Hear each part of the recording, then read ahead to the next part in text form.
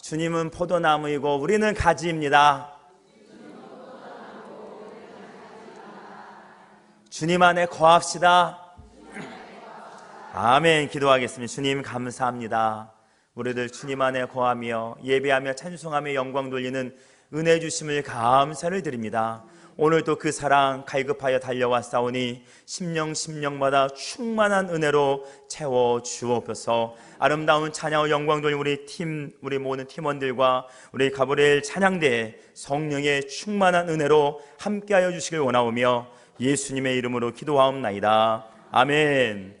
우리 하나님의 말씀은 사도행전 1장 4절에서 5절 말씀 보겠습니다. 사도행전 1장 4절에서 5절, 신약 187면입니다. 4절 5절, 제가 4절 읽고 5절은 같이 읽겠습니다.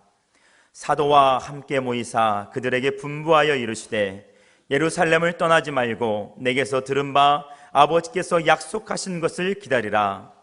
요한은 물로 세례를 베풀었으나 너희는 몇 날이 못되어 성령으로 세례를 받으리라 하셨느니라. 아멘. 여러분, 고진감래라는 말이 있죠. 고진감래. 어려운 후에 단 것이 온다는 것이죠. 기다린 후에 축복이 온다. 그렇습니다. 하나님의 약속을 기다릴 때, 하나님의 축복을 기다릴 때 우리에게 필요한 것이 있는데 기다림이라는 것이죠. 언제까지 기다려야 할까요? 알면은 너무나 좋을 것 같은데 알 사람이 없어요. 하나님의 권한에 두셨습니다. 그래서 우리는 답답하죠. 기한을 알 수 없음이 기다립니다. 정확한 기간이라도 말씀해 주셨으면 좋으련만. 우리 주님 언제 오셔요?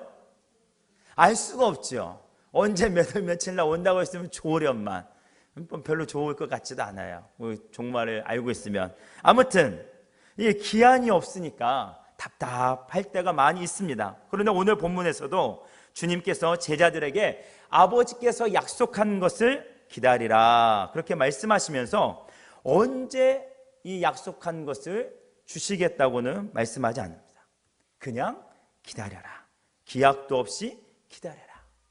여러분, 하나님의 약속을 기다리고 계십니까? 그런데 기약이 없어서 중간에 포기하신 일은 없으십니까?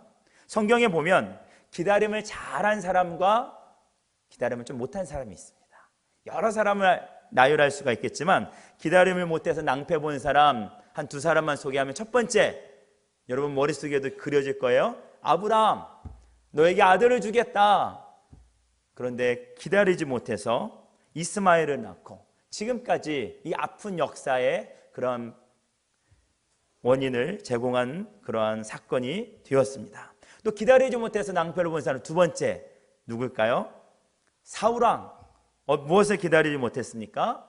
전쟁을 시작하기 전에 하나님께 제사를 드리고 나갔죠. 하나님께 제사는 제사장이 드리는 고유 권한이요, 그런 일이었습니다. 그런데 이 사울왕이 끝까지 기다리지 못하고 본인이 제사를 드려버림으로 말미암아 낭패를 본 참으로 안타까운 모습입니다. 나름대로 타당한 이유가 있었겠죠. 선지자가 정한 기한까지 오지 않아서 그랬습니다. 백성들이 두려워하였기 때문에 그랬습니다. 아말렉이 막 쳐들어오려고 하니까 우리도 전쟁을 시작해야 되기 때문에 어쩔 수 없이 하였습니다. 기타 등등 여러 가지 이유가 많이 있을 수 있지만 성경은 그럼에도 불구하고 왕이 하나님의 명령을 지키지 아니하고 망령되이 행하였다라고 성경은 우리에게 교훈하고 있습니다. 반면에 기다림을 잘 해가지고 이렇게 잘한 사람 누가 있을까요? 저는요, 이 노아를 생각해 보았습니다. 노아에게 하나님께서 말씀하십니다. 방주를 지어라. 하나님의 약속의 말씀에 이 기다리면서 방주를 짓는데 비가 좀 한두 방울 내릴 때도 있고 오늘처럼 좀 이렇게 부실부실한 날도 있으면 이 기다림이 좀 덜할, 지루함이 아니면 이 흔들림이 덜할 텐데 햇빛은 쨍쨍, 모래알은 반짝. 역시 센스쟁입니다. 이런 상태에서 몇 년을 기다렸습니까?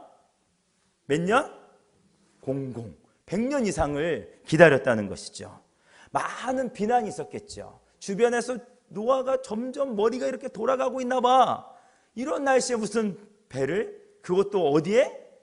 산꼭대기에. 그러나 노아는 인내하며 기다렸습니다. 그 시간이 쉽지만은 않았겠지요. 그래도 기다려야 합니다. 그래도 참아야 합니다. 언제까지요? 끝까지. 언제까지요? 끝까지. 퀴즈를 하나 냅니다. 재밌는 퀴즈.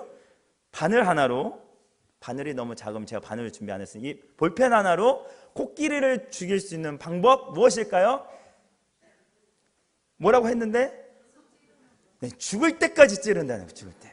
찔러서 죽은 건지 죽어서 찔른 건지 알 수는 없지만 노아가 방주를 완성해서 비가 내렸는지 비가 내리려니까 방주가 완성됐는지 뭐 그건 천국에 가서 여쭤보시고, 끝까지 우리가 기다림은 끝까지 기다리는 것이 필요합니다. 오늘 제자들에게 성령이 임하심을 기다리면서 제자들도 기다립니다. 120명의 무리들이 다락방에 모여서 기도할 때 성령의 충만함을 드디어 받았습니다. 성령이 임할 때까지 기다리며 모였습니다. 그래서 결국 하나님의 약속한 것을 받아서 하나님의 제자들, 이 세상의 빛의 사자들로 나아가는 하나님의 제자들이 되었다는 것이죠. 여러분, 하나님의 약속의 말씀을 우리는 기다릴 때가 필요합니다. 봄이 되면 씨를 뿌리고, 이 씨가 여름이면 연글고 가을이면 풍성하게 돼서 곡식을 거두는 그런 이치와 같이 우리 인생에 있어서도 믿음의 씨앗을 받았다면 이 씨앗이, 이 믿음의 말씀이 기적을 이루는 그런 시작인 것을 믿으시길 바랍니다. 그리고 이 씨앗이 자라나는 기간이 필요하다는 것이죠. 여러분, 때로는 여름철에 태풍을 만나기도 합니다. 강렬한 뜨거운 태양열을 쬐기도 합니다. 무더위와 싸워야 할 때도 있지만 그 후에 가을이 되어서 풍성한 열매를 거두듯이 우리의 신앙의 축복의 결실도 반드시 기다리고 나면 맺어진다는 것이죠.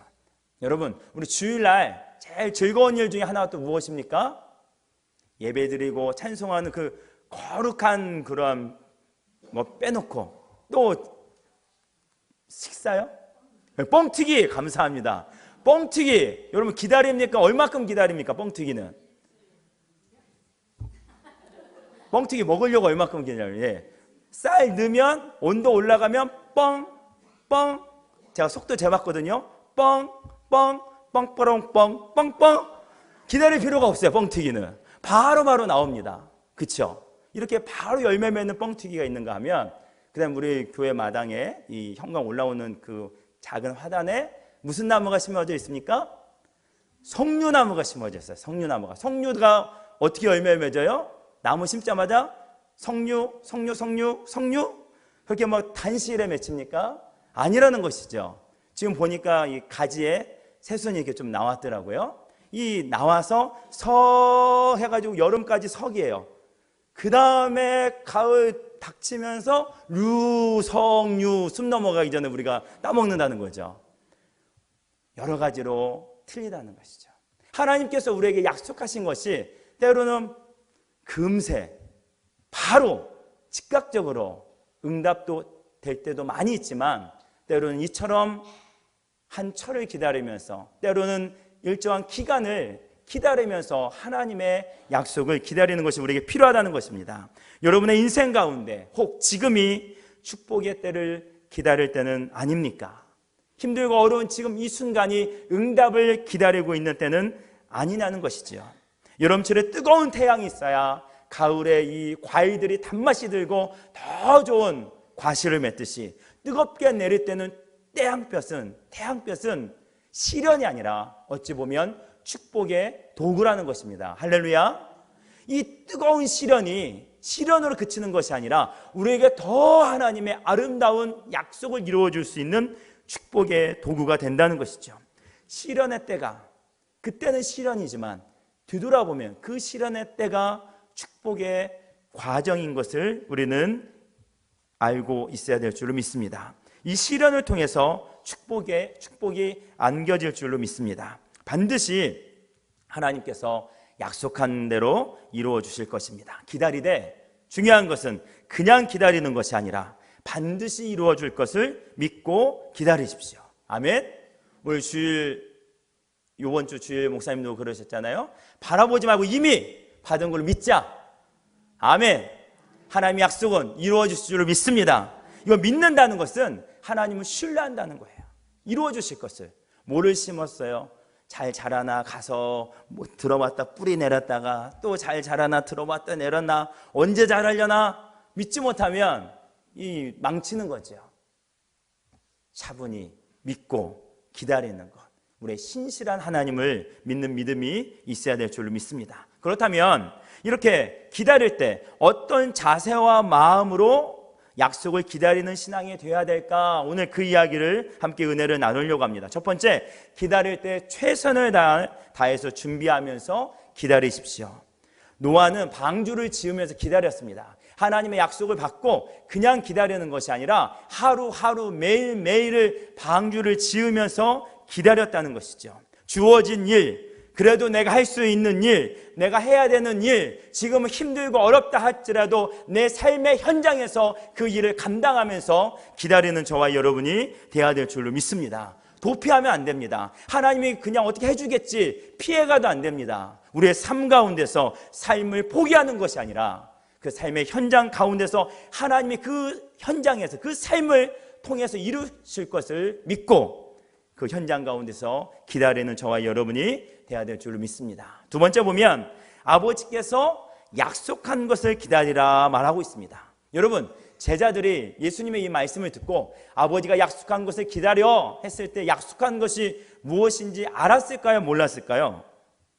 그러면 아버지께서 약속한 것은 무엇입니까? 여러분 다 잘 아시니까 성령. 아버지께서 약속한 것은 성령입니다. 5절에 보니까 우리 뭐라고 기록되어 있냐면 같이 한번 읽어볼까요? 요한은 시작.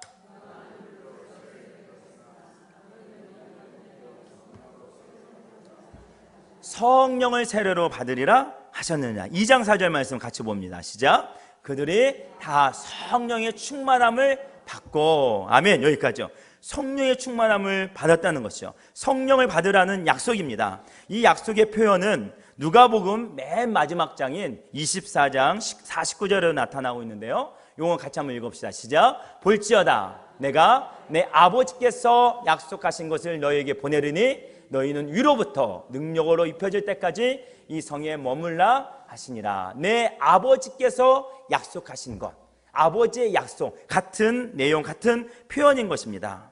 성령을 가르치고 있는 것이죠. 이것을 들었을 때 이 사도들, 제자들은 무슨 생각을 했을까요? 요엘서 2장 28절, 29절의 약속의 말씀을 기억하였을 것입니다. 같이 한번 있습니다. 시작. 그 후에 내가 내 영을 만민에게 부어주리니 너희 자녀들이 장래일을 말할 것이며 너희 늙은이는 꿈을 꾸며 너희 젊은이는 이상을 볼 것이며 그때 내가 또 내 영을 남종과 여종에게 부어줄 것이며. 할렐루야.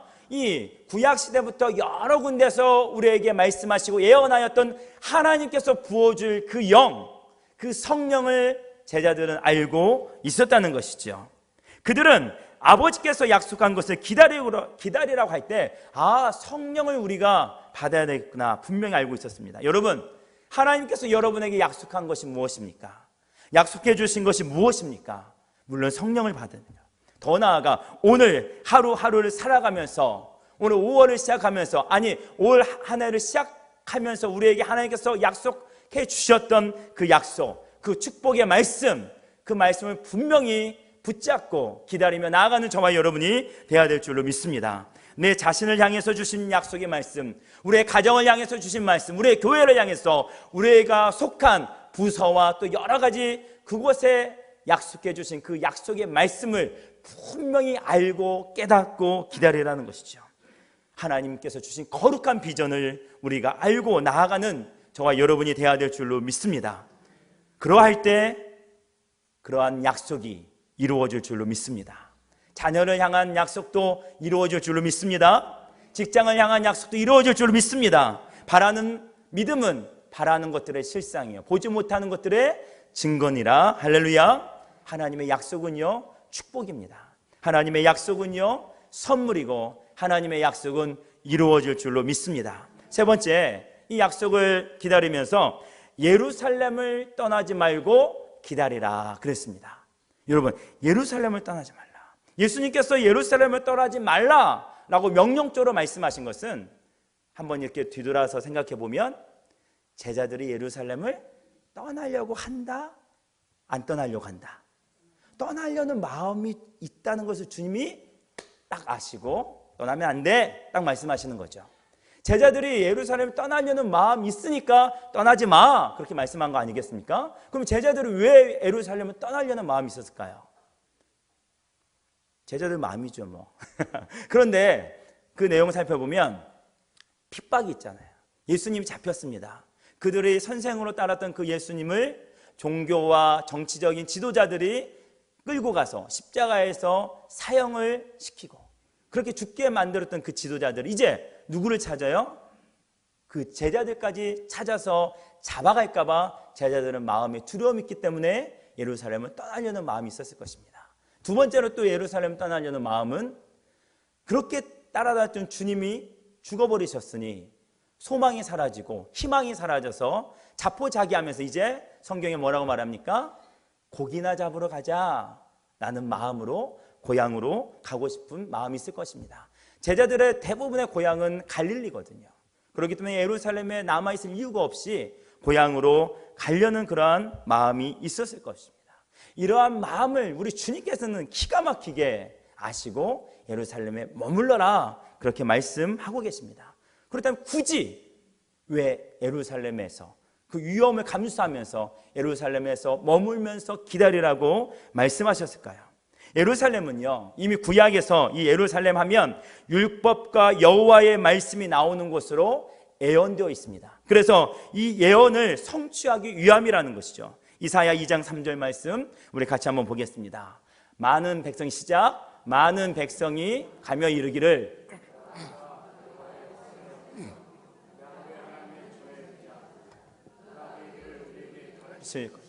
우리가 그 길로 행하려 하리니 이는 율법이 시온에서부터 나올 것이요 여호와의 말씀이 어디에서부터? 예루살렘으로부터 나올 것이니라. 아멘. 율법이 예루살렘으로부터 나온다는 그 약속의 말씀을 이루시는 것이죠. 둘째로 예루살렘은요, 예수님께서 죽으심으로, 예루살렘에서 예수님이 죽으심으로 모든 인간의 죄의 문제가 해결된 출발점이 되었습니다. 그리고 이 구원의 시작점이 됨과 동시에 이곳에서 성령이 임하셔서 교회의 출발점도 되었습니다. 교회의 출발점이 된 동시에 또 어떤 일이 있습니까? 성령이 임하셔 교회에서 이제는 세상 땅끝까지 나가는 선교의 출발점이 되는 곳이 이 예루살렘이라는 것이죠. 그래서 이 복음의 근원지라는 이 상징적인 의미를 예루살렘이 담고 있습니다. 셋째로 보면 예수 그리스도를 인정하지 않고 오히려 핍박하고 저주하고 십자가에 달려 죽게 한 그 성읍이 있는 곳 이 예루살렘에 성령이 임하시고 교회가 세워지고 정말로 성령이 임하신 그 사건은 사단의 권세가 아예 끝나버리고 사단이 패하고 우리 예수님께서 하나님의 자녀들이 승리한다는 그 승리의 상징을 우리에게 보여주고 있기 때문이라는 것이죠. 이처럼 구속사적으로 하나님의 구원적으로 가장 중요한 이 내용을 담고 있는 이 예루살렘이었기 때문에 예수님께서는 이 예루살렘에 머물러라 그렇게 말하고 있습니다. 예수님께서 이 예루살렘을 신약교회의 출발점으로 삼으시고 이곳에서 또 교회를 나오게 하면 선교의 출발점으로 삼으시려는 주님의 그런 마음이 있었다는 것이죠. 그리고 또 이 예루살렘 하면요, 이 사도행전을 누가 썼습니까? 누가가 썼죠. 누가 썼습니까? 누가가 썼죠. 그런데 이 누가복음을 보면요, 구성이 이렇게 되어 있습니다. 나사렛이라는 곳에서 시작해서 장소적으로 보면 나사렛에서 시작해서 갈릴리에서 사역을 시작하며 유대를 지나 예수님께서 예루살렘에서 사역을 마치는 것이 마침으로 이렇게 마무리가 됩니다. 근데 사도행전은 어디에서 시작합니까? 누가복음의 끝부분인 예루살렘을 바톤을 받아서 예루살렘부터 시작하고 있다는 거죠. 그래서 이 누가복음과 사도행전의 이 연관성을 이어주는 고리 중에 하나가 또 이 예루살렘이라고 볼 수도 있다는 것이죠. 또한 이 예루살렘을 좀 생각해 보면요, 또 이렇게 하나님은 정말로 세밀하시고 이 디테일한 게 엿볼 수 있는데 예루살렘의 뜻이 무엇인지 아십니까? 예루살렘은요 헬라어로 기초를 놓다, 건축하다, 그러한 예루라는 단어에서 파생된 단어입니다. 그리고 살렘, 이 살렘은요 뭐가 생각나요? 샬롬, 평강, 평화라는 샬롬에 변형된 형태가 살렘. 그래서 예루살렘 하면 예루살렘 평화의 거주지, 평화의 도성, 이렇게 한 의미를 지니고 있습니다. 이 장소가 이러한 이름을 갖게 된 거에도 예수님께서 죽으심으로 말미암아 하나님과 우리 인간의 막혔던 담이 헐어지고 평화의 길을, 평화의 성을 만드신 그러한 의미적으로 그러한 곳을 의미를 두기 위해서 이 예루살렘이라는 이름이 또 우리에게 교훈을 주고 있습니다. 아무쪼록 이 시대를 살아가는 우리에게 있어서 예수님께서 제자들에게 예루살렘을 떠나지 말아라, 그러면 많은 의미가 담겨있는 그 예루살렘에서 성령을 받으라고 말씀하신 그 의미가 지금 우리가 예루살렘에 살지도 못하는데 우리에게 지금 어떠한 의미가 있을까요? 제자들이 자신들도 붙잡혀 갈까봐 두려워서 떠나려고 했던 곳, 다 이제는 실패해버린 것 같아서 자포자기한 마음으로 떠나려고, 고향이나 가자 했던 마음으로 가려는 그런 마음들이 우리 안에도 하나님의 자녀에게도 얼마든지 찾아올 수가 있다는 것이죠. 힘들고 어려울 때, 하나님의 약속의 축복을 기다릴 때, 그 기간 동안에 우리에게 그런 마음이 들 때마다 우리는 무엇을 기억하냐면 예루살렘을 떠나지 말고 거기에 머물면서 하나님의 약속을 기다리러 갔듯이 우리는 하나님의 도성인 이곳에서 하나님의 약속을 기다려야 될 줄로 믿습니다. 마음에 평화가 없을 때, 믿지 않는 사람들과 똑같이 행동할 때, 저 사람이 정말 믿는 사람이었나 그렇게 의아심이 들 정도로 흔들릴 때, 죄에 물든 옛 습관들이 하나씩 하나씩 또 나타날 때, 살아날 때, 그때 우리는 예루살렘에 거하는 것처럼 우리는 믿음의 자리에 있어야 될 줄로 믿습니다. 우리는 교회 안에 머물러야 될 줄로 믿습니다. 여러분, 흉년이 찾아왔어요. 그때 나오미의 가정이 예루살렘을 떠난 거죠. 그래서 언제 돌아왔습니까? 남편도 죽고 두 아들도 다 잃고 돌아오지 않았습니까? 여러분, 내가 있어야 할 곳이 어디입니까? 여러분이 있어야 할 곳은 어디입니까? 평화의 도성 예루살렘인 줄로 믿습니다. 예수님께서 사단의 권세를 이기시고 부활하시고 승리하신 교회인 줄로 믿습니다. 그곳에서 기다리고 있을 때 하나님의 은혜가 있으며 하나님의 약속하신 때에 하나님의 승리를 우리가 맛볼 줄로 믿습니다. 아까 제가 이렇게 찬양대 그렇게 인사를 했냐면 요한복음 15장 5절 다 아는 말씀이죠. 나는 포도나무요 너희는 가지라. 그가 내 안에 내가 그 안에 거하며 사람이 열매를 많이 맺나니 나를 떠나서는 너희가 아무것도 할 수 없음이라. 할렐루야. 하나님 안에 거하는 저와 여러분이 돼야 될 줄로 믿습니다. 가지를 생각해 보세요. 가지 같은가요? 나무 같은가요? 가지가 바람이 불어요, 햇빛이 비쳐요, 때로는 눈보라가 쳐요. 그러면 나무에게 나 좀 잘라가지고 저기 온실에 좀 넣어주세요, 나 너무 힘들어요. 잘라서 넣어놓으면 됩니까? 안 됩니까? 안 되는 거예요. 때로는 벌레가 생겨요, 막 근지러요, 막 간지럼을 피워요, 막 귀찮게 해요, 힘들게 해요. 아유, 이 벌레 많으니까 나 그냥 좀 잘라가지고 벌레도 없는 저곳에 좀 보관시켜 주세요. 될까요? 안 될까요? 안 된다는 것이죠. 하나님의 가지, 약속을 기다릴 때 우리는 예루살렘에 머물러서 기다렸던 것처럼 믿음 안에, 교회 안에, 하나님 품 안에, 예수 안에 머무르는 저와 여러분이 되어야 될 줄로 믿습니다. 마지막으로 약속을 기다릴 때요, 기도하며 기다리는 저와 여러분이 되길 원합니다. 우리 같이 한번 합시다. 예루살렘에 머물며 기도하며 기다리자. 아멘. 기도할 때 인내의 법을, 인내할 수 있는 힘을 우리 하나님께서 주실 줄로 믿습니다. 우리 1장 14절 우리 같이 한번 읽습니다. 시작. 여자들과 예수의 어머니 마리아와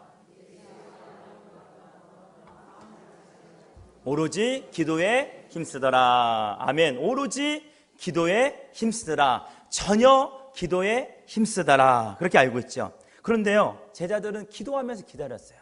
근데 예수님께서 기다리라고 했지 기도하면서 기다리라고 했습니까?